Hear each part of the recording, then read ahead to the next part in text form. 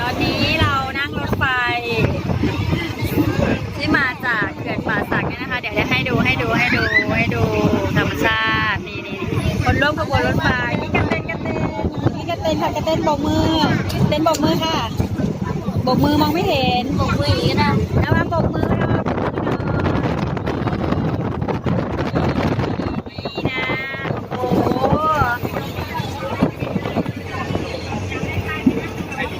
อันนี้คือเขื่อนป่าสักชลสิทธิ์นะคะนี่ตอนนี้เรากำลังอยู่บนรถไฟนะคะรถไฟขบวนนี้เพิ่งเปิดในเดือนนี้นะคะเราโชคดีมากวันนี้เป็นวันครบรอบ 18 ปีที่ในหลวงรัชกาลที่ 9 มาเปิดเขื่อนนะคะปี 2542 ค่ะนี่นะคะนี่อันนี้เราอยู่บนรถไฟนะคะ